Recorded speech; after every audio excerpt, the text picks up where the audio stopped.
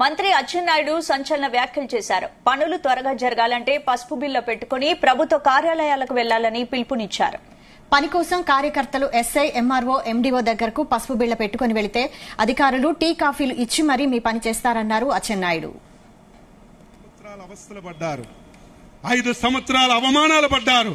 నేను మాటిస్తున్నాను, రేపటి నుంచి అధికారులకు సమావేశం పెట్టి చెప్తాను.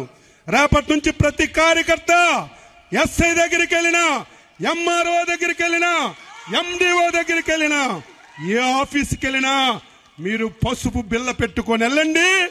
మీకు గౌరవంగా కుర్చీ వేసి టీ ఇచ్చి మీ పని ఏంటని అడిగి మీ అందరికీ పని చేయించే విధంగా అధికారులకు లైన్లో పెడతాను.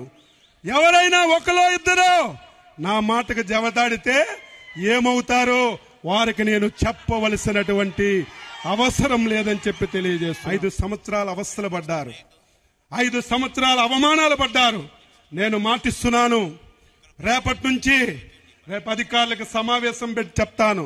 రేపటి నుంచి ప్రతి కార్యకర్త ఎస్ఐ దగ్గరికి వెళ్ళినా, ఎంఆర్ఓ దగ్గరికి వెళ్ళినా, ఎండీఓ దగ్గరికి వెళ్ళినా, ఏ ఆఫీస్కి వెళ్ళినా మీరు పసుపు బిల్ల పెట్టుకొని వెళ్ళండి.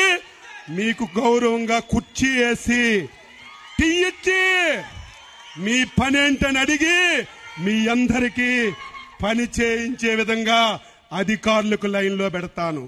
ఎవరైనా ఒకలో ఇద్దరు నా మాటకు జవదాడితే ఏమవుతారో వారికి నేను చెప్పవలసినటువంటి అవసరం లేదని చెప్పి తెలియజేస్తున్నా. 5 సంవత్సరాల అవస్థలు పడ్డారు.